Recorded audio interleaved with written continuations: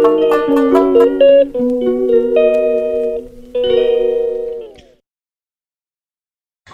Everyone, good morning সবাইকে। কেমন আছো সবাই? আশা করছি সকলে খুব ভালো আছো। আমিও কিন্তু ভালো আছি। তিথি লাইফস্টাইলে একটি নতুন ভিডিওতে তোমাদেরকে অনেক অনেক শুভেচ্ছা আর আমার অনেক অনেক ভালোবাসা। নিয়মিত সংসারের সমস্ত কাজগুলো কিন্তু হয়ে গেছে আর রান্নাবাড়িও কিন্তু করে নিয়েছি। আর এখন খেতে দেবো, তার আগে আর কি ভাবলাম যে ঘরটাকে গুছিয়ে নিই, তারপরে খেতে দেবো। তো রান্না করছিলাম আর মনে মনে ভাবছিলাম যে ঘরটার কি অবস্থা হয়ে আছে। আসলে আমি এলোমেলো ঘর একদম পছন্দ করি না। যারা হয়তো আমার ভিডিওগুলো দেখো তারা হয়তো বুঝেছো যে আমি এলোমেলো ঘর একদম সহ্য করতে পারি না আর কি, দেখতেই পারি না, আমার মাথা ঘোরে আর কি দেখলে। তো রান্না করছিলাম আর ভাবছিলাম যে ঘরের মধ্যে গিয়ে যে কখন ঘরটাকে পরিষ্কার করতে পারবো।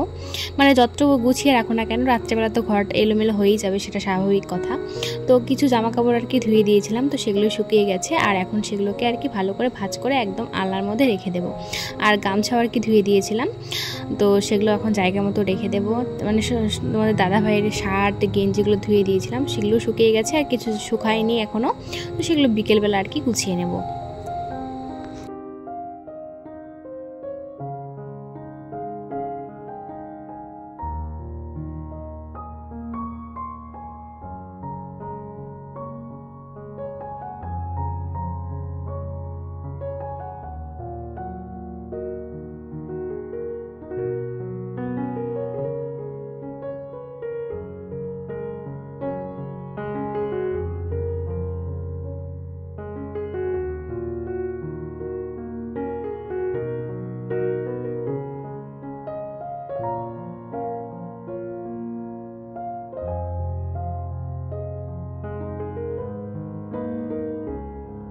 বিশ্বকর্মা পুজোর দিন তোমাদের দাদা ভাইয়ের দোকানে আর কি পুজো হয়েছিল, সেদিন আর কি আমি এই শাড়িটা পরেছিলাম।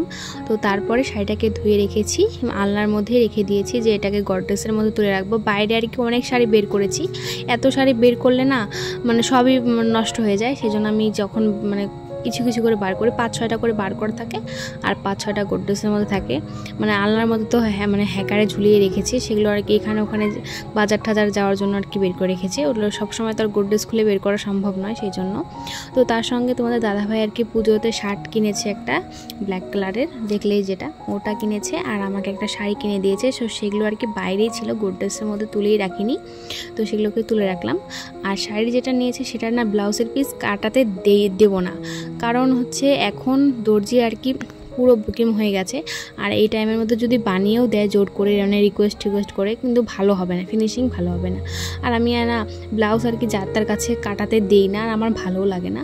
আমি পরের মাসে আর কি আমার বাড়িতে যাব, তো তখন আমি ওখানে একটা আমার জামাইবাবু আছে আর কি, টেইলারের কাজ করে, তো তার কাছে আর কি আমার ব্লাউজ সমস্ত কিছু আর কি আমি ওখানেই বানাই। আর ওনার কাছে পড়তে পড়তে আমার এমন অভ্যাস হয়ে গেছে যে আমার ওনার বানানো আর মানে বানানোই বেশি ভালো লাগে, অন্য কারো বানানো আর কি ভালো লাগে না।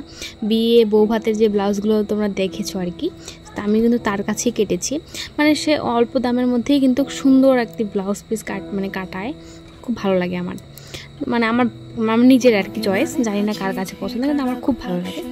তো যাই হোক, তোমাদের সঙ্গে কথা বলতে বলতে কিন্তু আমার প্রায় কাজ কমপ্লিট হয়ে গেছে। বিছানাটাকে তুলে নিলাম, বাসি বিছানাটাকে। আর বিছানাটা যতক্ষণ তোলা যাচ্ছে না ততক্ষণ কিন্তু ঘরটা আর কি মনে হয় না যে ঘরটা গোছানো আছে, এলোমেলোই মনে হয়। তো এই যে বিছানা গোছানো কমপ্লিট, সারাদিনের মনে আবার কালকে সকালবেলা গোছাবো। আর সারাদিনের মধ্যে কিন্তু আর গোছাবো না, মানে আর এলোমেলো হবেও না আমার, আর একবারে হতে আর কালকে সকালে। আর এই ড্রেসিং টেবিলটা যেহেতু প্রতিদিন এই জিনিস এখানে ব্যবহার করা হয়, সবসময় এখানে আয়নার সামনেই মনে করো সবসময় থাকে, এই জায়গাটা বেশি এলোমেলো হয় সব সময়ের জন্য। তো এই জায়গাটা একটু হালকা করে গুছিয়ে নিলাম। তো এই তো, আর পাশের আর টেবিলটাকে না ওই জায়গা থেকে এই জায়গায় নিয়েছি, কারণ আছে। কিসের জন্য নিয়ে এসেছি বলো তো? মানে আমি তো এখন মাঝে সাঝে ভুরুর তুলে দিই, কারো হয়তো কেউ আসে ভুট তুলে দিই, মুখ ফেসিয়াল করে দিই, মানে এখানে আর কি জিনিসগুলো রাখতে হয়, সেজন্য টেবিলটাকে এখানে রেখেছি। মানে ওখানে শুধু মানে কোনো জিনিস ওখানে রাখাই হয় না, যেখানে আর কি আগে ছিল, তো সেই জন্য এখানে এনেছি। তো দেখো আমার ঘর কিন্তু গোছানো কমপ্লিট। তো চলো আজকের মতো ভিডিওটা এখানেই শেষ করছি। ভিডিওটা ভালো লাগলে অবশ্যই একটু লাইক করে দিও। তো চলো আজকের মতো টাটা, দেখা হবে আবার নেক্সট ভিডিওতে।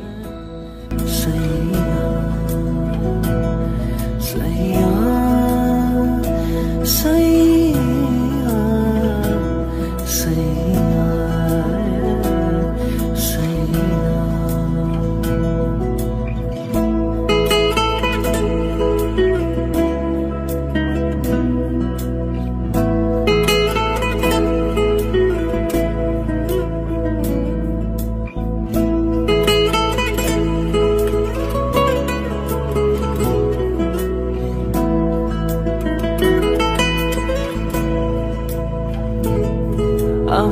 আমিতে ভাসিনি কোনো দিনও নীলে, তুমি তোমার দু চোখে সেই নীল ছুঁলে। আমিতে ভাসিনি কোনো দিনও নীলে,